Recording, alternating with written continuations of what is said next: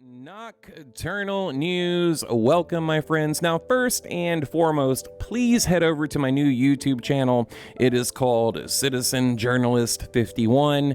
And yes, that is a nod to Area 51. Now, it has nothing to do with UFOs, mainly politics. So if that's something you're interested in, please go over there, just subscribe. You don't even have to watch. Okay, let's get to it. Now, Fred Valentich was a 20-year-old Australian pilot who mysteriously disappeared on October 21st, 1978 off the coast of Melbourne, Australia, while flying over the Bass Strait. Now, many of you may be familiar with this. Okay, just bear with me. This is just an excellent case. Okay, top three. A massive search and rescue attempt was conducted, but Fred nor his Cessna light aircraft was ever found. Fred Valentich made a desperate call to the Melbourne Flight Control Tower. He stated he was being followed by an unknown craft with green luminescent lights. We have the full audio of the entire incident, and I believe this is the first time we could have the actual audio evidence of a UFO encounter and or abduction.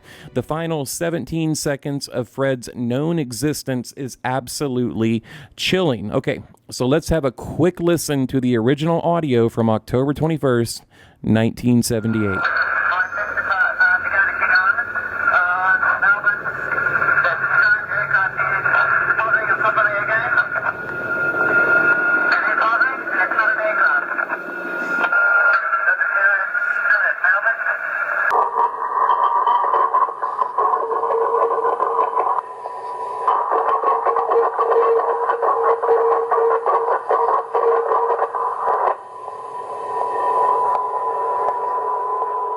And there you have it. Now, some say you can hear the propellers of the plane hitting the side of the UFO. That's kind of what some believe that thudding noise is. There's been a lot of great breakdowns of this case. So, again, this has to be one of the most intriguing UFO cases I've ever come across. Fred Valentich, a 20-year-old Australian pilot, mysteriously disappeared October 21st, 1978, again off the coast of Melbourne, Australia, over the Bass Strait. Now, Fred contacted flight control at approximately 7:06 p.m. and told Melbourne Air Traffic Control that he was being followed by an unknown aircraft at approximately 4,500 feet.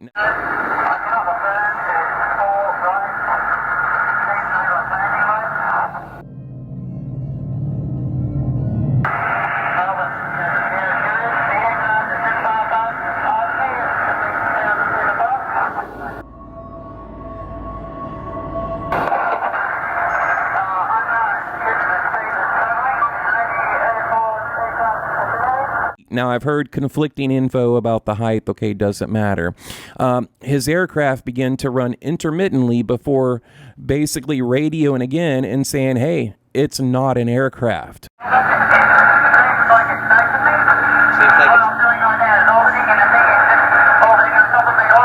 I mean, that's just bone-chilling, okay? He reported the aircraft had 4 lights and seemed to be playing games with him, kind of a cat-and-mouse type game. Now, when I first heard about this, I immediately thought about the USS Nimitz. I talk a lot about the USS Nimitz on my channel, the incident and the testimony that Commander Fravor gave. He said, and I'm paraphrasing, the UFO was just playing with us. It was toying with us like a cat-and-a-mouse game, but in this incident, we have a first-hand account from the pilot of the actual audio or possible UFO abduction.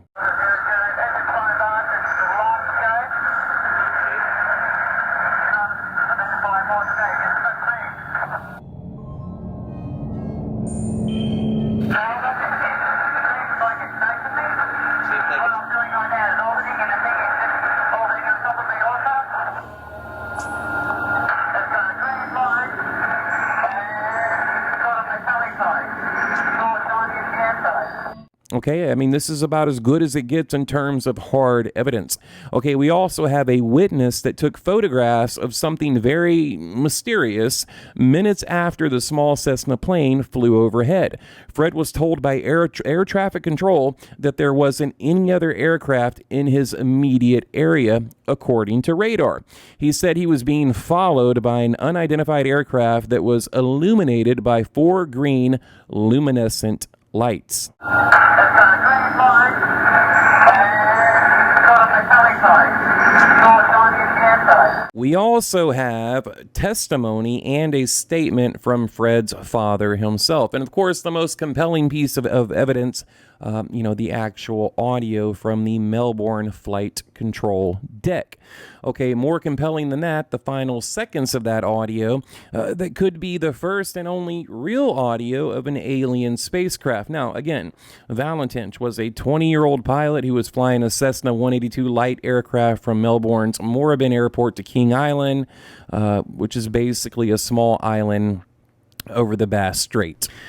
At 7:12 p.m., Valentich establishes radio contact with Melbourne Flight Service.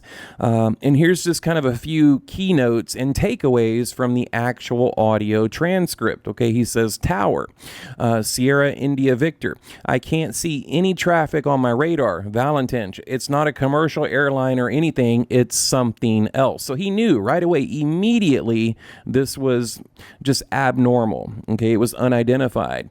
Sierra India Victor, describe the aircraft again. Valentich, it's about 1,000 feet above me. Okay, earlier report said 35. Okay, but it's about 1,000 feet above me. It's metallic and it's moving at a very high speed.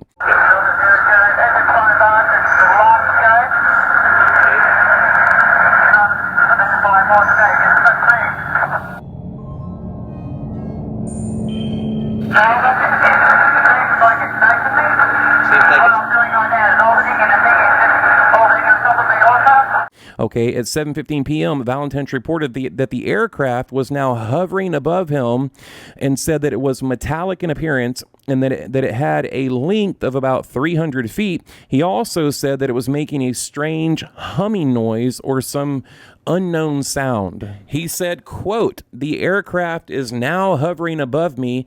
It's about 300 feet long and it's making a strange humming sound. At 7:18 p.m., Valentich's voice became agitated.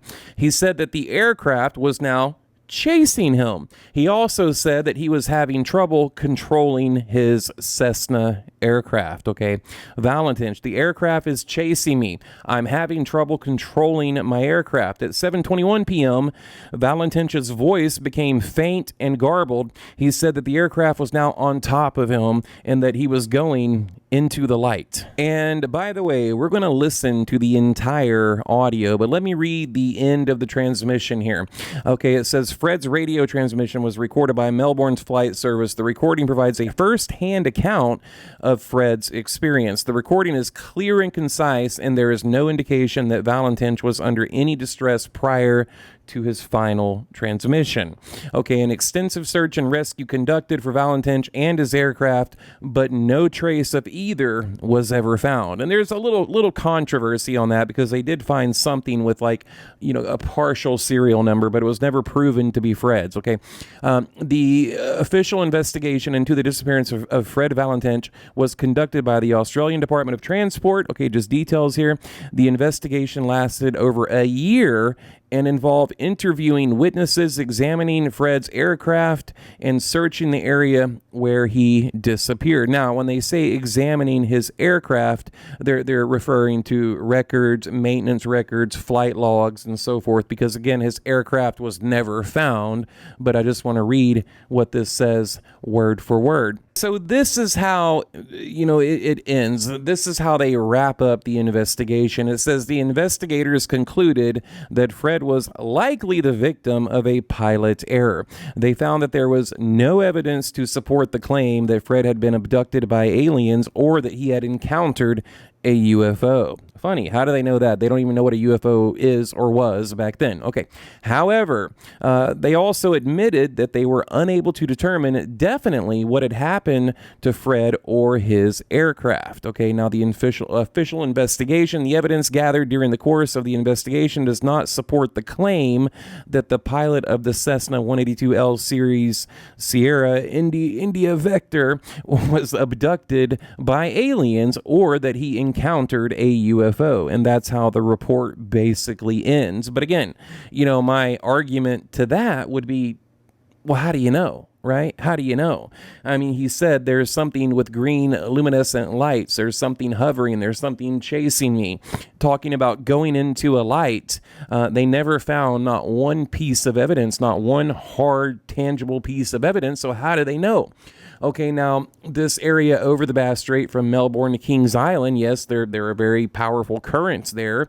You know, it could have taken the plane anywhere, really, but you would think by now, okay, with all the sonar and all of the different things that go on in our oceans, that somebody would have found something by now. So there you have it, guys. A very interesting, compelling case. I'll go ahead and play the full audio. Now, another very important cliff note here. The original audio was, I want to say 13, 15 minutes long, somewhere in there. What you're hearing in my video today is what I believe are the most important parts of that audio, and it's very garbled. Okay, so you know, it took a lot of effort on for a lot of different people to clean up this audio and bring you kind of the best of. Okay, so these are kind of the highlights of that audio. So I'll leave a link below to maybe some documentaries or the full audio if you guys want to check it out. So, all right, leave a comment below. Thank you for being here, and we'll see you on the next one. Oh yeah, don't forget, Citizen Journalist 51. I'll leave it in the comments.